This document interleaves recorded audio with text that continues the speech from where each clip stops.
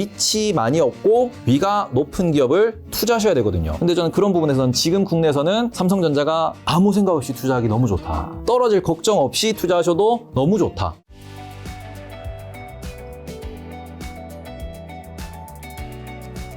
지금 주식 투자도 하시면서 이제 방송으로 이제 사람들한테 알려주는 것도 함께 하시는 거잖아요. 네. 요즘에 가장 큰 고민 같은 거 어떤 게 있을까요? 아무래도 제가 좀 더 이제 라이브 시청자도 요새는 한 1,500명까지도 보시고 라이브 시청자가 늘어날수록 좀 안타까운 사연도 많이 듣거든요.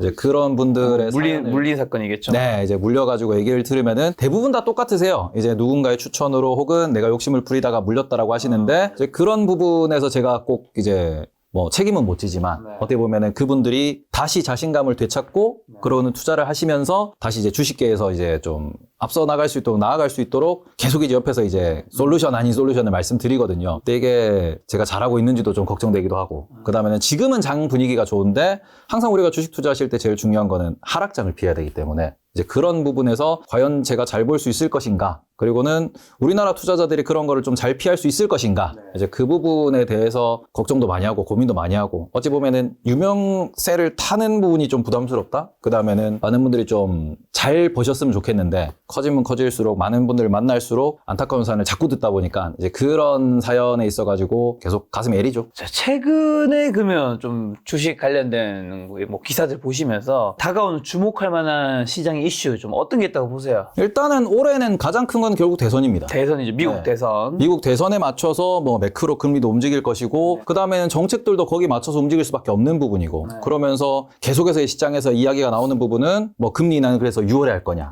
7월에 할 거냐 이것도 미국이 7월 되면 대선이 시작이 되거든요. 네, 대선 레이스가 시작되기 때문에 유세가 시작되기 때문에 그 부분에서 조금 이슈를 최소화하기 위해서 그러면 6월부터 하지 않을까 아니다 7월부터 할 거다 아니다 대선 지나고 할 거다 이런 얘기들이 나오는 것도 대선을 그만큼 중요한 이슈로 생각하고 있기 때문이고 그 다음에는 그 부분에서 최근 또 이슈도 나왔죠. 코인 관련돼서 코인. 트럼프 대통령이 본인이 비트코인에 대해서 부정적인 사람이었는데 이제는 긍정적으로 보겠다 이런 얘기를 하게 되면은 그 부분도 지금 본인이 시장에서는 직접 그런 코멘트를 했나요? 네, 그런 얘기를 하면서 나는 지금 뭐 나중에 되면 비트코인에 대한 거래까지도 우리가 좀 더 이제 시대가 바뀌고 있다 이런 얘기도 했거든요. 규제를 안 해야 될 것 같다. 진짜로? 근데 그렇게 되면은 시장에서는 이거를 비트코인의 호재로 또 느낄 수 있는 거고 그러면은 또 우상향각을 또 볼 수 있는 거고 자산 시장이 계속 있지 어찌 보면은 정치 이벤트와 맞물려서 돌아가는 게 있다 보니까 뭐 그런 부분에서 결국에는 금리 인하도 그 다음에는 뭐 규제도 제도도 전부 다 미국 대선에 맞춰져 있다. 이렇게 좀 보시면 될 것 같습니다. 지금 그럼 이제 미국 대선에 맞춰져 있다고 하신다면 누가 되느냐가 또 되게 중요한 거잖아요. 네. 지금 뭐 트럼프가 될 것 같다고 확률이 굉장히 높다고는 하던데 태일권님 보셨을 때는 좀 어느 쪽이? 아직까지는 근데 5대5라고 보셔야 될 것 같다라고 말씀드리고 싶은 게 지금 시장에서 뭐 바이든이 뭐 때문에 뭐 유리하다. 그리고는 또 지금 경기가 좋고 주식이 좋다 보니까 뭐 바이든이 유리하다. 아니다. 지금 인플레이션이 많으니까 트럼프가 유리하다. 이런 얘기를 좀 하고 있는데 결국에는 그 부분에 있어서 이제 결국 라스트 스퍼트가 중요하거든요. 그러니까 지금 선거는 과거부터 보셔서 아시겠지만 지금 선거 같은 경우에는 이제 내가 좋아서 뽑는다, 이 정책이 좋아서 뽑는다 그게 아니에요. 상대방이 싫어서 이 사람을 뽑는다라고 이야기를 하는 부분들이 많다 보니까 그러면 상대방을 싫어서 바이든이 싫어서 트럼프를 뽑는다? 트럼프가 싫어서 바이든을 뽑는다? 요거는 결국 마지막까지도 좀 지켜봐야 되는 대목이다. 그래서 그거는 완전히 50대 50 불확실하다라고 좀 놓고 투자에도 조금 이렇게 뭐 신경을 쓰셔야 되지 않나 이렇게 생각하고 있습니다. 지금 트럼프 말씀하셔서 비트코인 얘기하셔서 비트코인이 이제 많은 전문가분들이 이제 과거에 우리가 들었을 때는 희망 섞인 멘트로 1억 간다라고 했는데 그게 이제 이렇게 빨리 현실일지는 사실 저도 잘 몰랐는데 비트코인 자산 어떻게 보세요? 지금 일단 벌써 1억 거의 100에서 200만 원 사이죠? 원화 기준. 비트코인에 대해서 우리가 이해하실 때 가장 중요한 거는 저는 이렇게 말씀드려요. 비트코인은 PER이 없습니다. 그렇죠. 뭐 측정할 게 있어야지. 그렇죠. 우리가 뭐 엔비디아 같은 경우에는 PER이 지금 뭐 30배입니다. 뭐 1년 뒤 PER이 30배고요. 뭐 구글이 뭐 20배고요. 삼성전자가 몇 배고요. 뭐 에코프로비엠이 몇 배입니다. 이런 얘기를 하고 있는데 이 PER이라는 결국 재무가 존재를 하고 실적이 존재하고 이 숫자가 존재하다 보니까 나오는 게 PER ADR, PSR, 뭐 배당 이런 게 나옵니다. 근데 비트코인은 그런 게 없죠. 펀더멘탈이라고 부를 수 있는 이 베이스에 뭔가 우리가 믿음이 없다 보니까 혹은 베이스에 숫자가 없다 보니까 그러면은 비트코인은 무엇으로 가격이 형성되는가? 사람들이 주고받고 하는 그 가격과 함께 주고받을 수 있는 유동성의 크기. 최근에 보시면은 미국에서 대출 잔액이 이렇게 늘어났어요. 근데 그 늘어나는 구간 동안 비트코인 ETF가 출시됐고 비트코인 가격이 많이 올라갔습니다. 그러니까 AI 관련된 주식이 상승한 것도 분명히 존재를 하지만 AI 주식 상승에 더불어서 비트코인 가격이 상승했다라는 점은 결과적으로는 그 우리가 레버리지를 일으킨 유동성이 자산 시장으로 들어갔고 거기서 선택받은 자산이 AI도 존재하고 뭐 다이어트 약물도 존재하지만 가장 많은 그 유동성 공급이 비트코인으로 갔다. 근데 이렇게 되면 결국 앞으로 금리 인하가 될 것이고 그 다음에는 뭐 우리가 M2 통화량이라고 부르는데 그 통화량이 늘어나는 유동성이 증가하는 이런 환경 속에서는 계속해서 그 비트코인 자산에 대해서는 많은 분들이 투자를 고려할 수밖에 없겠죠. 그리고 아직까지도 비트코인 미보유자가 보유자보다 많습니다. 그렇죠. 훨씬 많죠. 그러니까 이런 부분에서는 ETF도 마찬가지고 그다음 비트코인에 대한 직접 투자도 마찬가지고 계속해서 비트코인의 그 시세 형성이 있어서 이제 중요한 건 유동성이 될 거고 그리고는 차기 대통령 후보 유력한 후보가 규제에 대해서 되게 완화적인 입장을 취했어요. 그러면 우리가 엔비디아를 여기서 더 이제 세게 부를 수 있을 거냐? 이 상단위 제한이 있거든요. 마이크로소프트도 상단위 제한이 있습니다. 그렇죠. 하이닉스도 상단위 제한이 있어요. 그렇죠. 그러면 이런 주식 같은 경우에는 상단위 제한이 있대. 그럼 더 못 올라가니까 빠지진 않을 거고 그러면은 지금 이 상황에서 내가 어떤 걸 트레이드해서 돈을 벌 거냐라고 보면은 그중에 대표적인 자산 중에 하나가 비트코인이 되는 거죠. 저는 그래서 이번 대선까지는 그래도 좋은 분위기가 이어질 수 있다. 물론 대선이 지나고 난 뒤에 갑자기 정책이 바뀔 수 있고요. 뭐 정치인이니까 말이 바뀔 수 있습니다. 그렇죠. 그리고는 가장 우려되는 거는 뭐 테러나 아니면 약간 지하 경제라고 볼 수 있는 그런 자금으로 비트코인이 사용된다는 얘기가 나오면은 또 규제 얘기가 또 나오거든요. FBI 등장하고 규제 얘기 나오고 이러면은 그게 약간의 이제 횡보일 거냐 아니면은 하락일 거냐 아니면 큰 조정일 거냐 이런 것들은 선거가 지나고 난 뒤에 미국 대선 이후에 방향성이 좀 만들어질 수 있다. 그러니까 대선 전에는 많은 미국인들이 보유하고 있다 보니까 쉽게는 못 건들 거다. 영국에서도 ETF인가 ETN인가 뭐 승인 뭐 해준다고. 지금 영국에서는 ETN이 만들어진다라고 이야기를 하고 있는데 그게 뭐예요? ETN은 우리가 그냥 이게 노트라고 이제 F는 펀드고 N은 노트예요. 노트라고 돼 있는데 노트가 뭐냐 그러면은 그냥 우리가 기록을 해놓는다고 보시면 됩니다. 말 그대로 추종하는 하나의 파생 상품이라고 보시면 되는데 이 추종하는 파생 상품이 그래서 비트코인을 안 사냐 그러면은 비트코인 가격을 따라가기 위해서 이것에 대해서 해칭 자산을 살 수밖에 없어요. 그게 비트코인이 될 수도 있고 비트코인 선물이 될 수도 있고 아니면은 뭐 마이크로 스트레티지 같은 비트코인 관련 기업을 살 수도 있어요. 그런 식으로 해서 이제 비트코인이 10% 올랐으면 ETN도 10%를 따라가야 됩니다. 그리고는 그 10% 오른 만큼의 차액을 투자자한테 돌려줘야죠. 매도를 이제 요청을 하면. 그 부분에서 어떤 자산을 형성할 거냐. 비트코인이 제일 쉬운 게 ETN이라고 하더라도 비트코인 현물 혹은 비트코인 선물을 이제 투자를 해야 되다 보니 그 부분에서는 이 부분이 이제 비트코인 유동성 혹은 비트코인의 수급을 만들어낼 거다라는 얘기가 나오면서 영국에서 ETN에 대해서 아마 이번에 2분기 때 나온다라고 출시가 될 거다라고 이야기가 나오고 있어요. 그러니까 정확한 워딩은 이거를 이제 신청하시면 우리가 반려하지 않을 것이다. ETN을 우리가 상장시키겠다라고 그런 금융회사에서 신청을 하면은 받아주겠다. 이것도 하나의 어떻게 보면 유동성에 플러스가 되는 거겠죠. 거기에 또 보시면은 비트코인도 마찬가지고 이더리움도 ETF가 곧 나옵니다. 그러다 보니까 미국에서 규제에 대한 이슈가 좀 줄어들고 그리고는 전 세계에서 뭐 유수의 펀드들이 이쪽에 이제 자금을 모집하고 그러고는 관련된 상품이 계속 출시되다 보니까 이런 것들이 다 이제 모여가지고 하나의 큰 유동성 흐름을 만들어내고 있는 게 올해의 코인 시장이다. 코인 가격이 오르다 보니까 많은 분들이 이제는 뭐 근거가 뭔지는 모르겠지만 뭐 2억은 그냥 가는 거고 뭐 4억 뭐 8억 캐시우드였나 누구였나 해서 뭐 30억 얘기하는 사람도 있었고 가격 어떻게 보세요? 일단 가격은 제가 계속 말씀드리는 게 결국 유동성이고요. 이 유동성의 핵심은 레버리지를 얼마만큼 쓸 수 있으며 그 레버리지가 시장에서 붕괴되지 않고 어디까지 유지되느냐. 그게 결국에는 상승의 끝물일 거예요. 그 상승의 끝물에서 차익 실현을 하겠다라고 하면 매도 시그널이 나와야 되거든요. 그렇죠. 주식이든 코인이든 매도 시그널을 찾아야 되는데 그 매도 시그널이라는 거는 결국에는 이 유동성이 붕괴된다든지 아니면은 여기서 금리가 더 올라간다든지 실제로 금리가 갑자기 올라가는 구간에서는 비트코인이 좀 많이 하락하기도 했었는데 그런 것들이나 아니면은 또 코인 쪽에 강력한 규제 혹은 코인 쪽에 뭐 지난번에 루나 사태처럼 어떤 사태가 또 나오면은 그런 게 차익 실현의 빌미가 될 거기 때문에 그러면은 가격이 올라가는 구간에서는 다들 레버리지를 쓸 거고요. 그 레버리지가 터지는 구간이 결국에는 하락을 만들어내는 그런 부분이기 때문에 결국 유동성과 규제 중심으로 좀 보셨으면 좋겠고, 가격을 얼마라고 딱 찍기보다는 요게 횡보하다가 뜨고 이런 식으로 계단식 상승이 계속 나올 수 있다. 그런 부분에서 우리가 뭐 관심을 좀 가지시면은 좀 투자를 하실 수 있을 거고, 저는 비트코인은 본인 총 자산의 한 5% 정도만. 많이 들어가면 확실히 위험합니다. 왜냐하면은 여전히 JP 모건이나 아니면은 워렌 버핏, 그리고는 고 찰리 먼거 선생님 같은 경우에도 숫자가 없다 보니까, 펀더멘털이 없다 보니까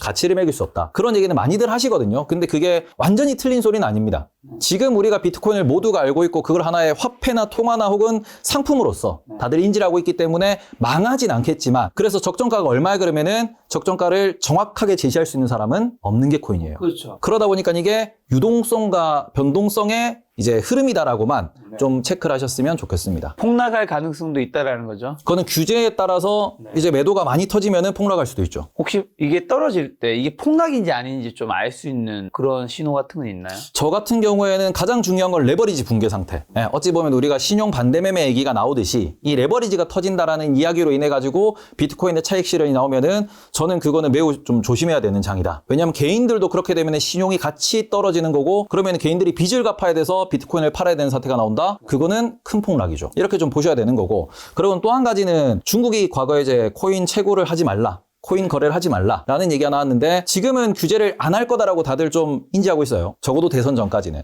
근데 그 이후에 비트코인에 대해서 뭐 세금 얘기가 나온다든지 아니면 강력한 규제 얘기가 나온다, 혹은 이걸 사용하지 못하게 한다라고 하면은 그거는 좀 문제가 될 수 있다라고 보고 있습니다.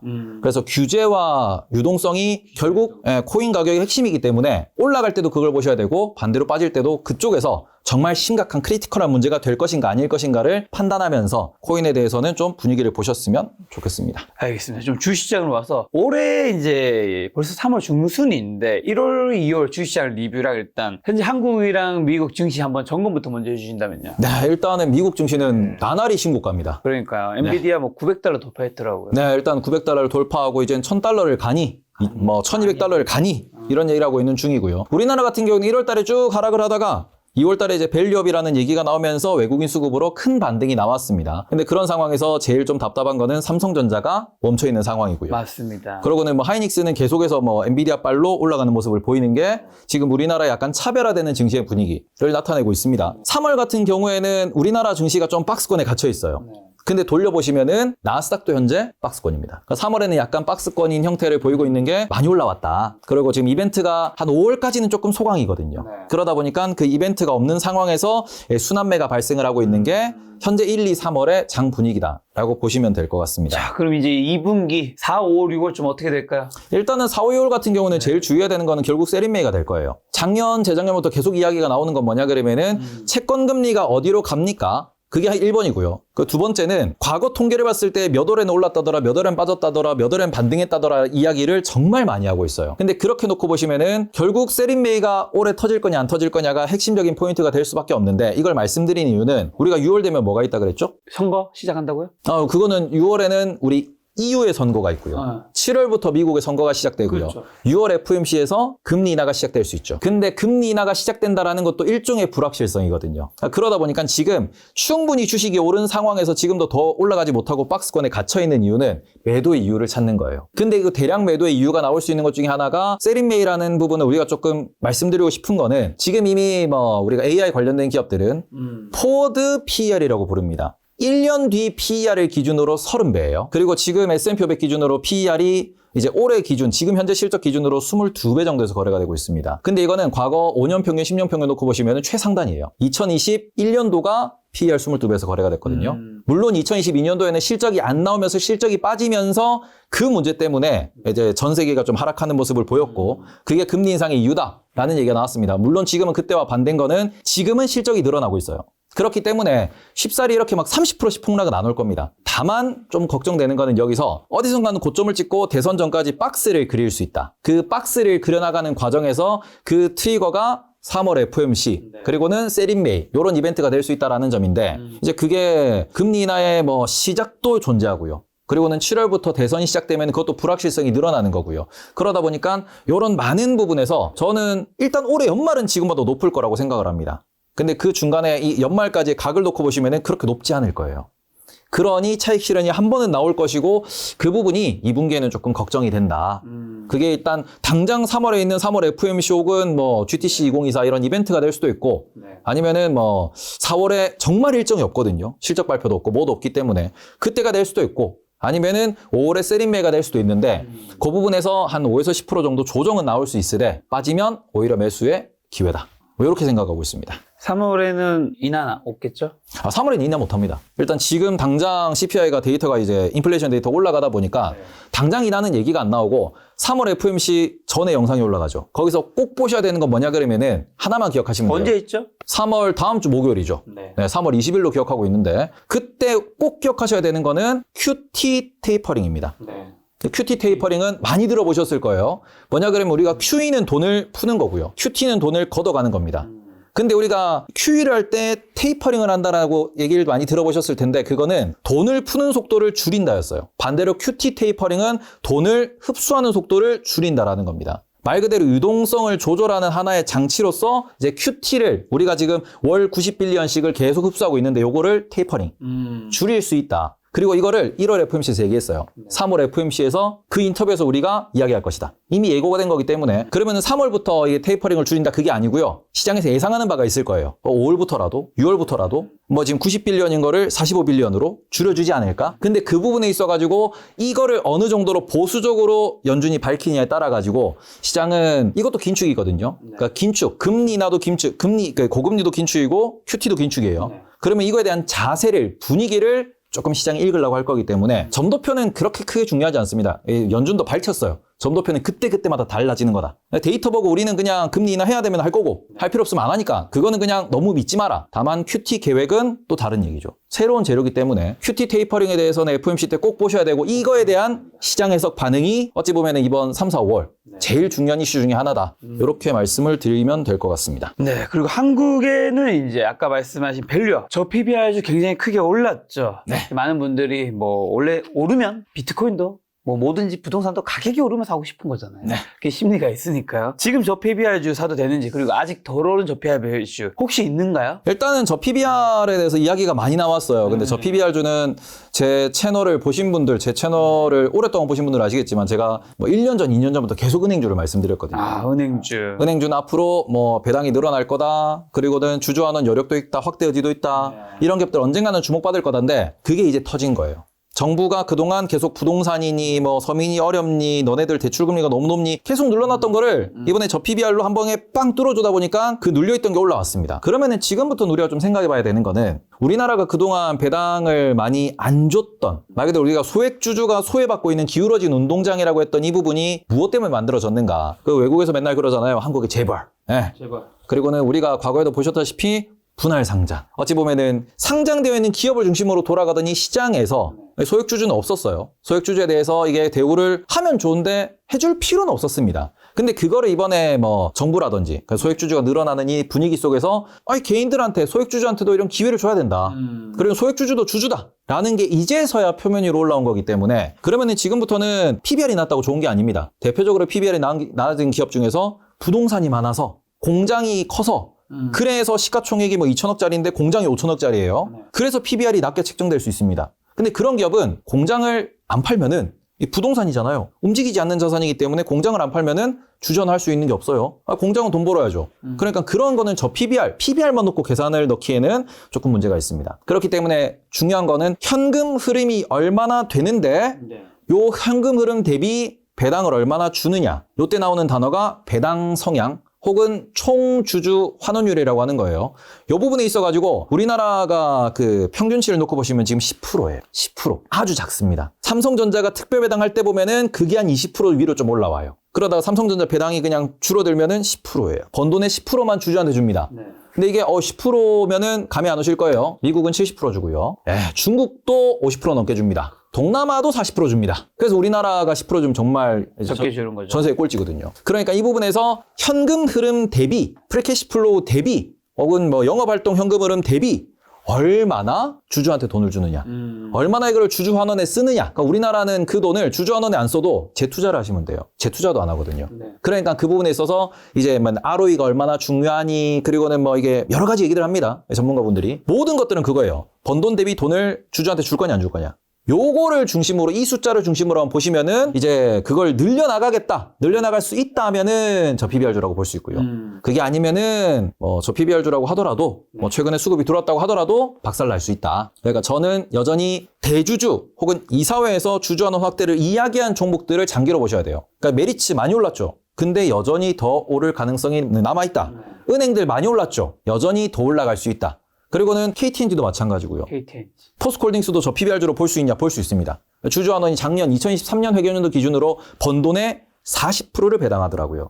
이제 그런 부분 보시면은 적어도 번 돈의 한 30-40% 정도는 그 정도는 배당에 쓴다라고 보셔야 되고 그냥 대한민국에서 저는 이렇게 표준으로 보고 있는데 삼성전자와 하이닉스가 3년을 기준으로 번 돈의 50%, 프리캐시플로우의 50%를 배당으로 지급합니다. 그러니까 우리나라도 50%까지는 배당을 줄 수 있어요. 근데 지금 은행들 보시면은 한 30% 언저리거든요. 20% 정도 더 올릴 수 있고요. 그리고는 지금 메리츠 같은 경우에도 메리츠 금융주주 같은 경우에도 우리가 번 돈의 50%까지는 주주환원을 쓰겠다라는 이야기를 했습니다. 그러니까 약간 표준이 50%로 가고 있기 때문에 그런 부분에서 뭐 30%, 40%, 50% 정도 주는 기업들, 거기서 실적이 늘어나는 기업들, 현금 흐름이 더 좋아질 기업들은 그냥 미국 기업처럼 그냥 믿고 우상향하는 기업처럼 투자하셔도 된다. 그걸 찾는 게 매우 중요하다라고 보시면 될 것 같습니다. 자, 저 PBR주에서도 살 수 있는 주식이 여전히 있다는 건데 그걸 좀 떠나서 2024년 3월이랑 상반기 주식 투자 유망 세트랑 어떤 주식 사야 될까요? 저는 지금은 딱 한 종목만 말씀드립니다.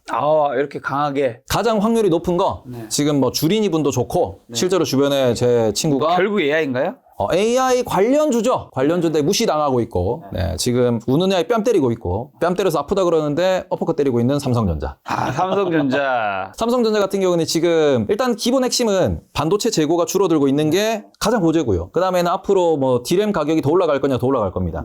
그러면 실제로 최근에 삼성전자가 파운드리 관련돼서 이렇게 공장 증설하다가 그걸 스탑하고 그 인력을 메모리 라인으로 돌렸거든요. HBM 쪽으로 하겠다라고도 계속 의지를 밝히고는 있으나 HBM이 없더라도 D램만 가지고도 지금 현재 뭐 73,000원대, 74,000원대 정도에서 거래되고 있는데 8만 원까지는 스무스하게 갈 수 있습니다. 스무스하게. 근데 제가 주식에서 제일 중요하게 말씀드리는 거는 다운사이드, 떨어질 이 구간이 가장 적은 기업과 거기에서 업사이드가 좀 여유 있는 기업을 고르셔야 돼요. 급등한 종목은 급등한 만큼 다운사이드도 크고요. 그래서 수급이 좋기 때문에 업사이드도 큽니다. 그럼 이런 거는 매우 짧게 보셔야 됩니다. 근데 긴 시결로 보시려면은 밑이 많이 없고 위가 높은 기업을 투자하셔야 되거든요. 근데 저는 그런 부분에서는 지금 국내에서는 삼성전자가 일단 좀 속되게 아무 생각 없이 투자하기 너무 좋다. 떨어질 걱정 없이 투자하셔도 너무 좋다. 올해를 기준으로 그렇게 말씀을 드리고 여기서 좀 더 디테일하게 보시면 그 중에서도 메모리 관련된 기판 업체들 이런 업체들을 계속 보셔야 되는데 지금 우리나라에서 수출이 늘어나는 섹터를 보시면은 반도체,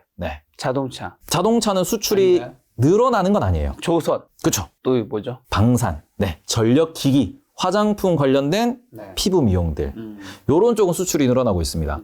그 수출이 늘어나는 섹터가 결국에는 1년 뒤를 봤을 때 우상향을 하는 섹터고요. 그 중간에 테마는 정말 많이 돌 겁니다. 근데 그 테마가 도는 그 상황에서도 숫자가 안 지키면은 제자리로 돌아가요. 저는 그래서 그런 부분에서는 올해는 메인은 반도체가 잡고 갈 거고 그리고는 그 상황에서 이제 순환매가 돌아가면서가 지금 전력기기 매우 분위기 좋거든요. 근데 지금 조선이나 화장품 분위기가 안 좋아요. 근데 전력기기도 언제까지 우상향을 못 합니다. 가다가 빠질 거예요. 그럼 그때 조선도 갈 거고 화장품도 갈 거고 그럼 피부 미용 의료기기도 갈 거고 또 걔들이 또 올라가는 동안 또 빠지면은 다시 전력기기가 또 갈 거고요. 이런 식으로 해서 순환매가 발생할 거기 때문에 핵심은 반도체 그리고는 나머지 애들이 계속 돌아갈 거고 지금 그래서 싸 보이는 기업은 누가 있느냐 대충 이렇게 제가 피부 미용도 말씀드렸고 화장품도 다 말씀드렸는데 그 중에서도 PER 10배 안 되는 종목들 정말 많아요. 우상향을 하고 있음에도 PER 10배 안 되는 종목들이 진짜 많습니다. 근데 그런 종목들을 사람들이 빠질 때는 에이 테마 끝났나 봐.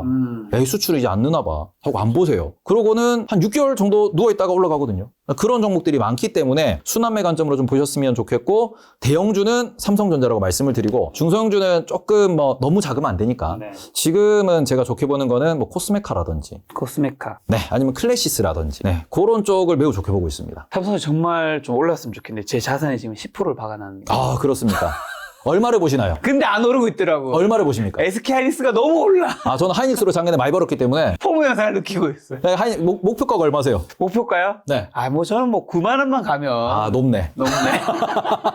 일단 1차는 8만 원을 뚫어야 돼요. 아, 그렇죠. 네, 8만 원, 8만 3천 원을 뚫어야 돼요. 9만 원은 HBM 계약서가 나와야 됩니다. 10만 원은 파운드리가 잘 돼야 됩니다. 네. 10만 원은. 네. 거기에서 파운드리에서 이제 TSMC랑 경쟁을 한다. 그러면 10만 넘어갑니다. 그런 부분에서는 이제부터 삼성전자가 진짜 잘해야 10만 원을 넘어가는 거고 그냥 10만 전자 갈 거야는 아직은 희망사항입니다. 근데 반대로 말하면은 삼성전자는 추가될 재료가 되게 많아요. 추가될 때마다 목표가가 올라갈 수 있기 때문에 오히려 지금은 삼성전자에 대해서 꼭 공부를 해보셨으면 좋겠다라고 말씀드리겠습니다. 다행인 거는 플러스입니다. 어우, 플러스 해야죠. 정말 다행인 거는 원금이랑 결국 곱하기 수익률인 거잖아요. 그쵸, 그쵸. 원금이 크니까 그래도 괜찮더라고요. 역시. 다만 이제 반대쪽에 종목에 그게 하이닉스였다면 얼마나 좋았을까. 뭐 다음엔 그런 생각을. 저희 친하게 지내요. 네.